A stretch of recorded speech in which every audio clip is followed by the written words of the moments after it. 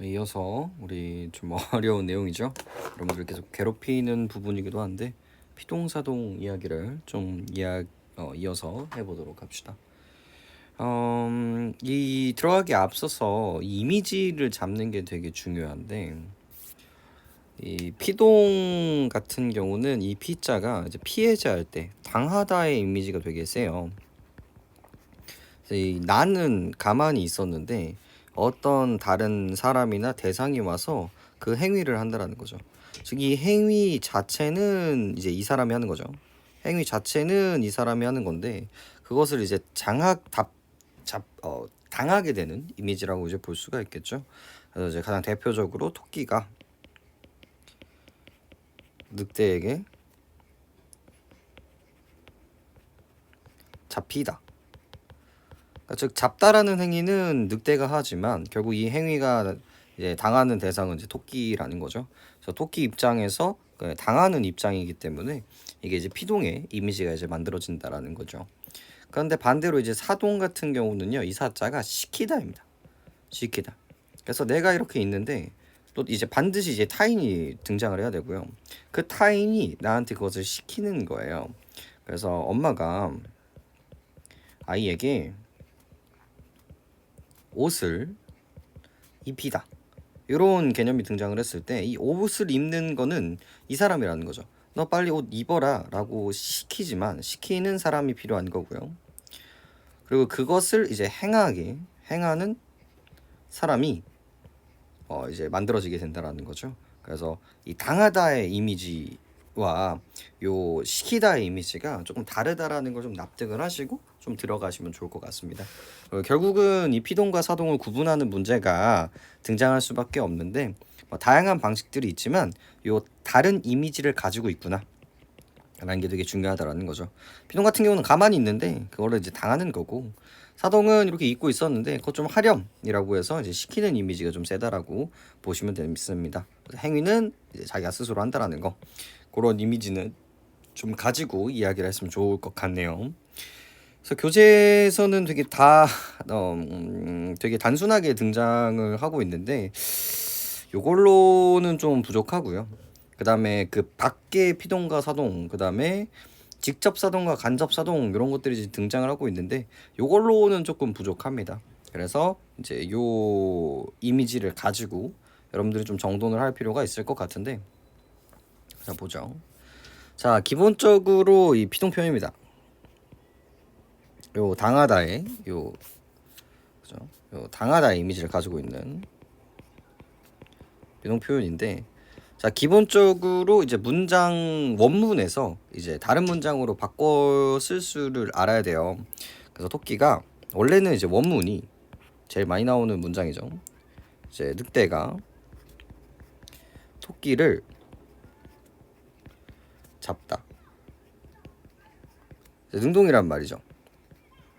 스스로 하는 거기 때문에 이 주어라는 이 늑대가 이 토끼라는 목적어에 대해서 이 잡다라는 서술어를 하게 된다는 거죠. 근데 이거를 이제 피동으로 바꿨을 때 여기 있는 목적어가 이제 앞으로 나가게 됩니다. 그래서 이 목적어였던 게 토끼가로 바뀌게 되고요. 이 주어였던 게 늑대에게로 바뀌게 되고요. 그래서 이때 이것도 되게 중요한데 목적어가 주어로 바뀌고요. 이 주어였던 게 부사어로 바뀌죠. 그리고 필수적 부사어가 됩니다. 그리고 여기 있는 잡다가 그대로 내려오기는 해요. 하지만 잡히다 이렇게 서술어로 잡히게 되지만 여기 있는 이 히가 들어가게 된다라는 거죠. 그리고 이 히라는 거를 이제 문법적으로 어떻게 표현할 수 있는가? 즉 피동을 만들기 위해서 우리는 어떤 문법적인 도구를 쓰는가라고 이야기를 했을 때 뭐를 사용합니까? 접사를 사용해요. 라는 것들을 우리가 좀 표현할 수 있어야 된다를 말씀해 드리고 싶네요. 그래서 요 통을 그대로 암기하시는 게 엄청나게 중요합니다. 목적어가 주어가 되고 주어가 부사어가 되고 서술어에 어떠한 변화가 있는가, 요 구조를 이해하시는 게 이제 너무 중요하고요. 그 다음에 이 잡히다 뿐만이 아니라 뭐도 됩니까? 이제 잡게 되다, 잡게 하다. 뭐 요런 식의 이미지가 만들어지기도 하고요. 그다음 뭐 사냥되다. 요런 식의 이미지도 만들어지기 때문에 요것뿐만이 아니라 이제 다른 방식들은 또 무엇이 있는지 그런 것들을 조금 납득하실 필요가 있습니다. 그래서 피동 같은 경우는 크게 이제 두 가지로 나눠지고 있다는 걸 확인할 수 있어요. 그래서 파생적 피동과 이 통사적 피동, 일반적으로 이제 짧은 피동과 긴 피동이라고 하는 부분들이 만들어지는데 이 두 가지는 결국 뭐와 뭐의 차이냐면 이 접사를 사용하는가 아니면 어미를 사용하는가에 대한 이야기입니다. 실제로 이 파생적에서의 이 파생은 우리가 파생어를 배울 때 나오는 이야기였죠. 파생어를 만들 때 어근과 접사, 즉 접사가 반드시 필요한 지점이었고 그거와 동시에 이제 접사의 특징에 대해서 우리가 잡은 적이 있습니다.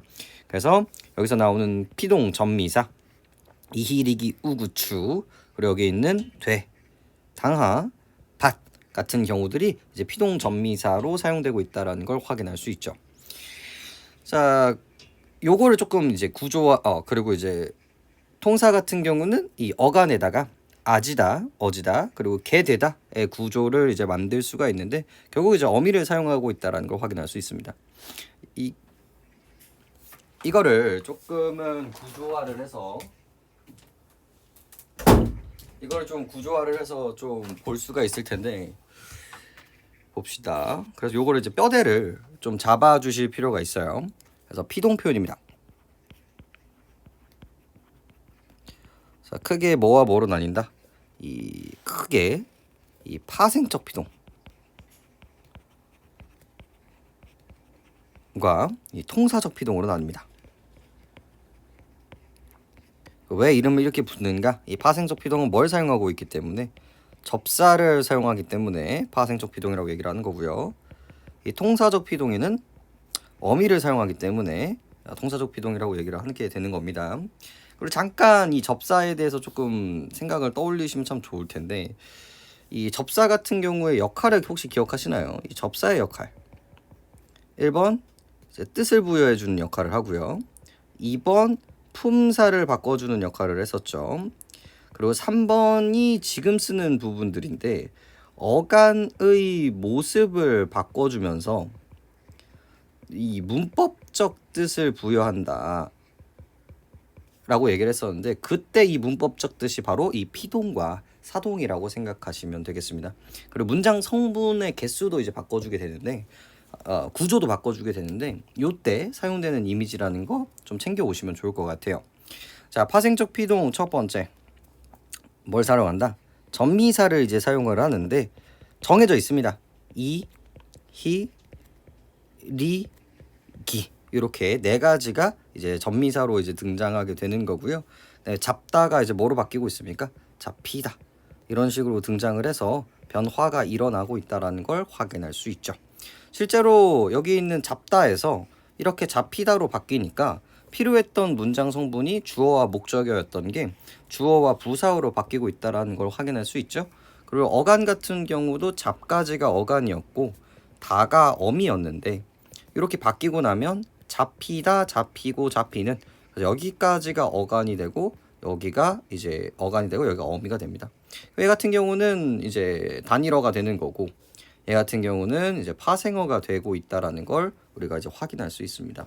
이게 이제 첫 번째 어간에다가 여기 있는 어간에다가 어근에다 이히리기를 붙이는 경우들을 이제 파생적 피동이라고 이야기를 하고요. 그 다음에 이제 요거도 이제 놓치시면 안 되는데 얘도 이제 전미사라고 이야기를 하는데요. 얘가 이제 일반적으로 이제 돼가 등장을 합니다.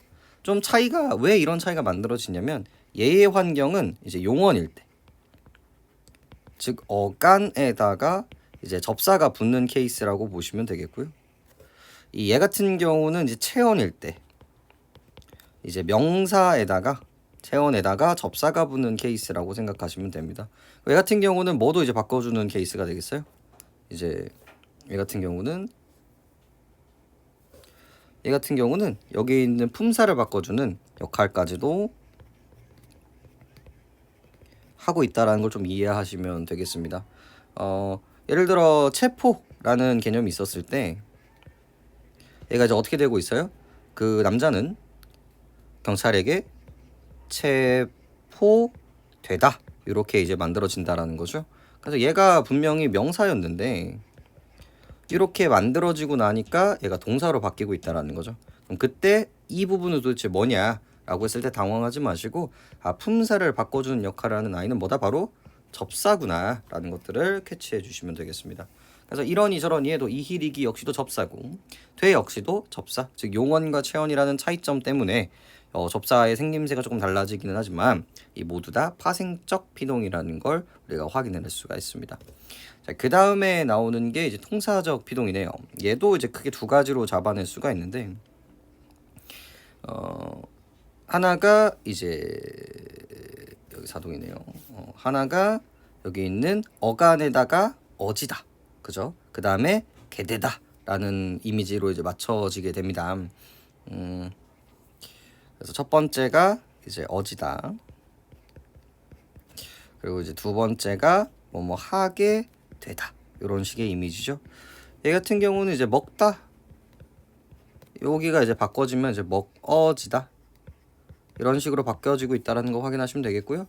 전부 다 이제 어미로 그냥 취급을 해주시면 좋을 것 같고요. 얘 같은 경우는 조금 더 디테일하게 되는데 이제 먹다가 아니라 내가 그것을 먹게 되다, 이런 식의 이제 구조로 만들어지죠. 얘네들도 전부 다 이제 어미로 퉁치시면 되는데 조금 더 디테일하게 본다면 얘는 이제 보조적 연결어미, 얘 같은 경우는 이제 보조용언, 이런 식으로 이제 마무리가 된다라는 것도 캐치해 주시면 좋을 것 같습니다. 요게 이 파생 피동 표현의 전체적인 틀이라는 걸 이해하시고 암기를 해주시는 게 되게 중요합니다. 그다음에 교재에서 이 부분이 있어서 또 이야기를 하는데 추가적으로 뭐도 있다. 이 피동 표현 같은 경우는 이 전미사 되다와 받다, 당하다에 의해서 실현되기도 합니다. 또한 사동 표현은 전미사 시키다에 의해서 실현되기도 한다. 이 얘기가 왜 중요하냐면요, 원래 일반적으로 이 되다 정도만 이야기를 한단 말이에요. 일반적으로 여기 있는 되다 정도만 이야기를 많이 하는데 이 받다나 당하다 역시 이 EBS에서 뭐로 허용하고 있다는 거 확인할 수 있어요. 전미사로 받아주고 있다라는 것들을 이제 확인하실 필요가 있겠죠. 그래서 여기다가 우리는 이번 연도는 여기에다가 이 받다와 당하다도 넣어야 된다라는 걸 우리가 확인할 수 있다라는 거죠. 그러니까 이거를 되게 조심하셔야 되는데 이 그냥 본용언일 때와 이 접사일 때의 느낌이 되게 다르거든요. 얘가 이제 그냥 용언일 때, 어근일 때와 나는 편지를 철수에게 받다 이렇게 했을 때 이 받다는 절대로 접사가 아니에요. 말 그대로 그냥 용언이고 동사의 이미지를 가지고 있다라는 거죠.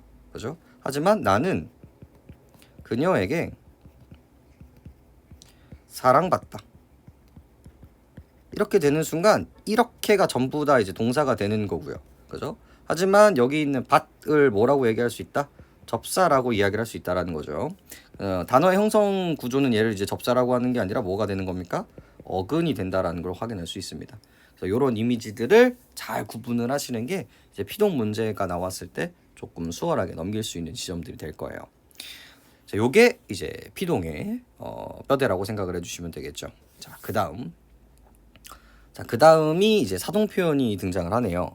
자, 사동 표현 역시도 이제 문장을 좀 바꿔줄 수 있어야 되는데 사동 표현 같은 경우는 문장을 두 가지로 조금 나눠서 좀 납득을 하시는 게 중요합니다. 얘가 동사의 종류에 따라서 이 동사가 자동사인지 타동사인지에 따라서 얘네들이 요구하는 문장의 구조가 다르기 때문에 그렇습니다. 자, 가장 먼저 나는 웃다, 이렇게 자동사, 즉 목적어가 필요한 문장이 있죠. 이 주어와 이제 서술어만 가지고 있는 문장입니다. 자, 문제는 사동은 반드시 시키는 사람이 필요합니다. 그래서 친구가 라는 뭐가 등장을 해야 됩니까? 새로운 주어가 이제 등장을 해야 되고요. 이 주어가 있었던 부분들은 나를이라고 하면서 이제 주어가 목적어로 바뀌고 있다는 걸 확인할 수 있죠. 그리고 웃다가 아니라 웃기다로 바뀌고 서술어 자리는 그대로 유지되고 있다는 걸 확인할 수 있습니다. 그죠? 여기서 또 등장을 하는 이 기를 또 뭐라고 부른다? 당연히 접사라고 부른다. 혹은 이제 웃게 하다라는 이미지로서 이제 만들어지게 되는 거죠. 그다음 또 하나 문장도 이제 좀 확인할 필요가 있는데, 그다음에 아이가 뭐 동생이 옷을 입다. 이런 문장이 있죠. 그래서 주어, 목적어, 서술어의 구조를 가지고 있단 말이에요. 하지만 이것도 똑같습니다. 항상 뭐가 필요하다? 새로운 주어가 필요한 거예요. 그래서 엄마가 자 보세요. 이 동생을 어떻게 바뀌는지 동생에게. 자 아까 전에는 목적어로 바뀌었고요. 여기서는 뭐로 바뀝니까? 필수적 부사어로 바뀌고 있다는 거 확인할 수 있습니다. 자 목적어가 있기 때문에 얘는 옷을 이라는 건 그대로 유지되고 있다는 걸 확인할 수 있고요. 입다 역시도 입히다 혹은 입게 되다로 바뀌는 걸 확인할 수 있죠. 이렇게 나눠지고 있다라는 거 체크해 주시면 됩니다. 자 여기서 이제 피동과 사동의 차이점도 우리가 확인할 수 있는데, 이 피동 같은 경우는 이제 목적어가 있었다가도 이제 목적어가 없어지는 양상들을 보이죠. 하지만 이 사동 같은 경우는 목적어가 없는 경우에도 이렇게 목적어를 새로 만드는 구조를 가지고 있고요. 기존에 이제 목적어가 있는 경우에는 그 목적어가 그대로 유지되고 있다는 걸 확인해낼 수가 있습니다. 그리고 항상 이렇게 새로운 주어, 시키는 주어가 이제 만들어진다라는 게 이 사동 표현의 좀 특징적인 부분들이라는 걸 확인할 수 있죠. 그리고 이제 자동사와 타동사일 때 조금 원하는 형태가 좀 달라질 수 있다는 점은 좀 체크하실 필요가 있습니다. 자, 그다음 보죠. 그래서 이제 이걸 또 어떻게 만드는가가 또 중요한 이야기겠죠. 이 사동 표현도 크게 또 두 가지로 나눠낼 수가 있습니다. 첫 번째가 아까 전에 똑같이 짧은 사동은 이 파생적 사동과, 그죠? 그 다음에 긴 사동인 통사적 사동으로 나눌 수가 있습니다. 그 역시 사용 방법은 동일합니다. 파생적 사동은 뭘 사용했기 때문에 접사를 사용을 했기 때문에 파생적 사동이라고 얘기를 하는 거고요. 통사적 사동 역시 어미를 사용했기 때문에 통사적 사동이 되게 됩니다. 얘도 이제 두 가지 구조로 말해낼 수가 있는데, 첫 번째가 이제 사동 전미사를 사용하는 경우죠. 얘는 이, 히, 리, 기까지는 이제 동일한데 비동과 우, 구, 추까지 들어가는 게 이 사동의 표현이라고 생각을 하시면 되겠고요. 그 다음 두 번째 이 시키, 여기도 똑같이 전미사거든요. 하지만 환경이 다르기 때문이에요. 얘 같은 경우는 또 용언일 때 이렇게 사용이 되는 거고요. 얘 역시 이제 체언일 때 이렇게 사용이 된다는 걸 납득하시면 됩니다. 여기서는 시키다에 이 시키가 붙는 케이스라고 볼 수가 있겠죠. 그래서 먹다가 아니라, 나는 빵을 먹다가 아니라 나는 친구에게 빵을 먹이다. 이렇게 이가 등장하는 케이스들을 우리가 확인할 수가 있고요. 그 다음 얘 같은 경우는 나는 공부하다. 이 공부하다 같은 경우들이 어떻게 답합니까?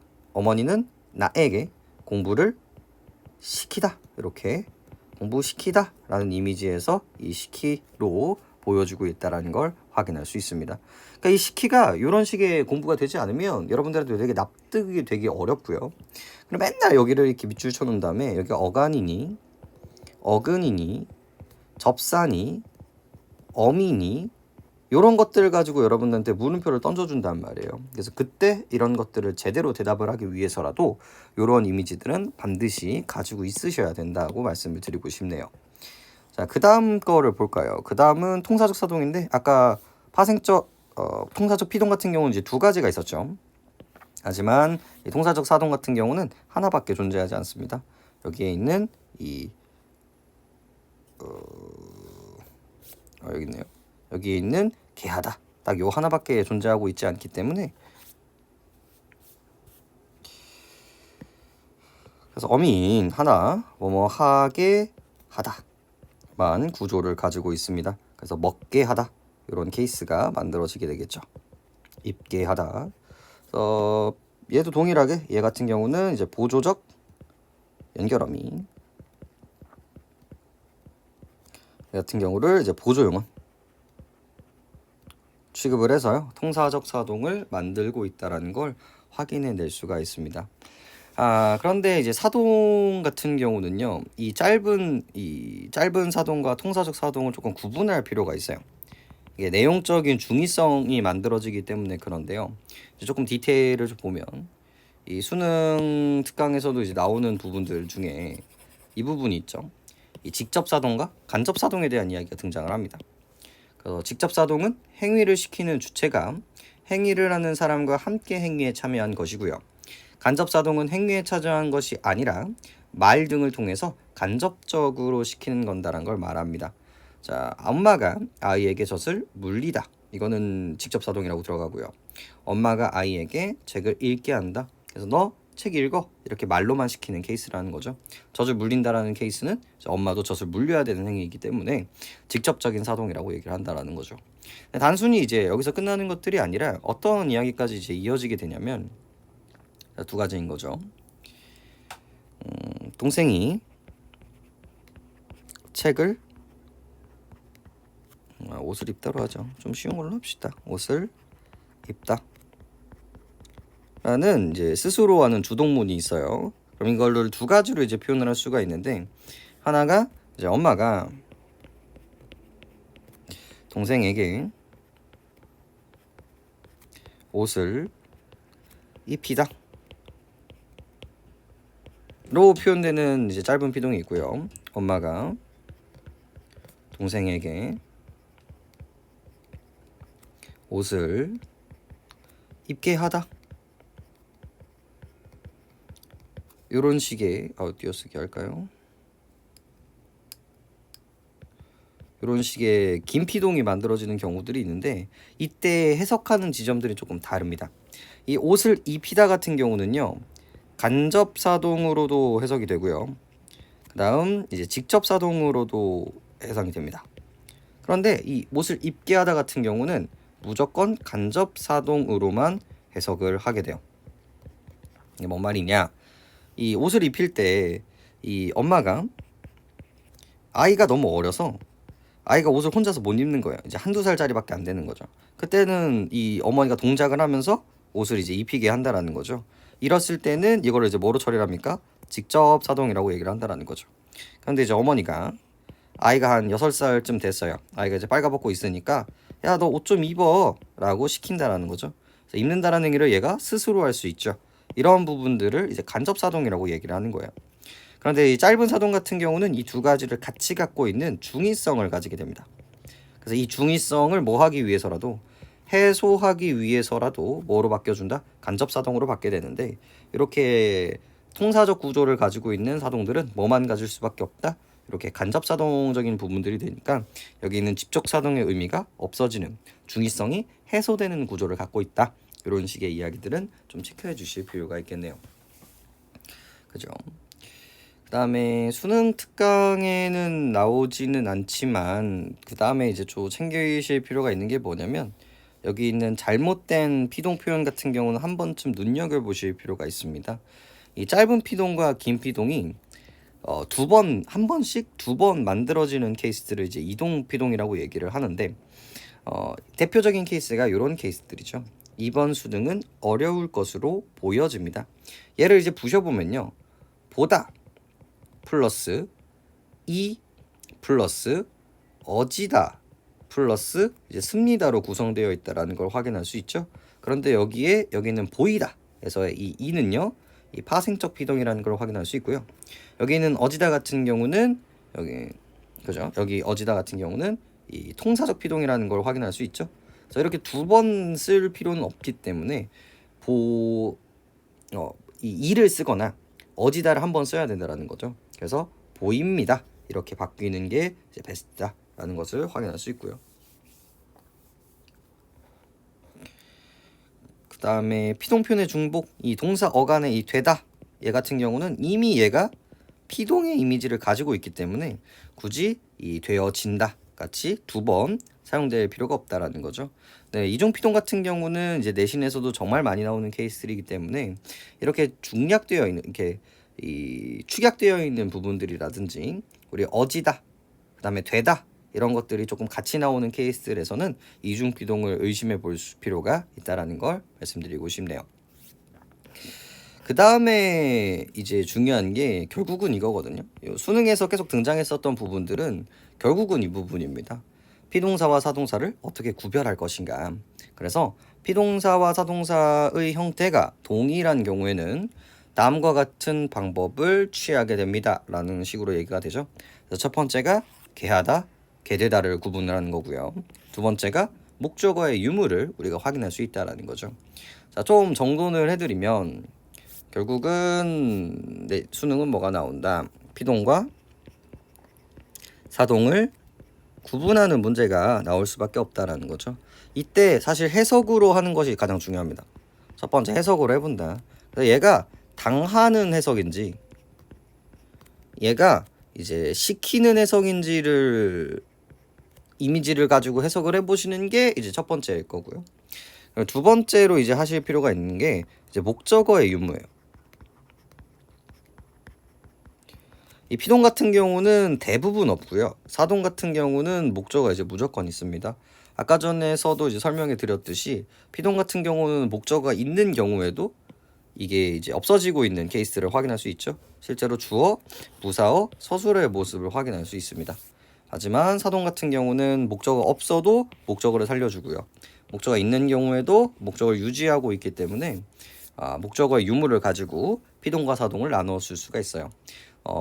수능에서 나왔던 두 번 모두 다 요거 목적어에 있다 없다를 가지고도 충분히 다 풀 수 있었습니다. 그런데 얘 가지고 조금 부족한 이유가 뭐냐면 살짝 예외들이 조금 있어요. 이런 경우들이 있거든요. 버스에서 발을 밟히다. 그죠? 내가 이렇게 있었는데 누가 와가지고 이 발을 밟아버린 거죠. 나 발은 가만히 있었는데 이 밟다라는 행위도 이 사람이 하는 거고 그 행위를 당해버린다라는 거예요. 그래서 이때는 목적어가 있음에도 불구하고 뭐라고 해석을 하게 됩니까? 피동으로 해석하게 되는 경우들이 있어요. 그래서 이런 예외적인 몇몇 경우들이 있기 때문에 어디까지 해봐야 되는 거냐면 우리 통사적 표현을 적용해 본다라는 거죠. 피동 같은 경우는 뭐다? 뭐뭐 하게 되다로 해석을 하셔야 되는 거고요. 사동 같은 경우는 뭐뭐하게 하다로 해석을 해야 정상이겠죠. 그래서 얘가 든 버스에서 발을 밟게 하다보다는 밟게 되다, 밟히게 되다 이쪽이 조금 더 괜찮기 때문에 얘는 피동적으로 해석하는 것이 괜찮다라고 생각하시는 게 맞겠죠. 발을 밟히게 시킨다라는 이미지는요, 약간 그 범죄를 저지를 때 공갈 사기를 했을 때는 맞는 말이겠지만 일반적인 상황에서는 그 맥락이 맞지가 않겠죠.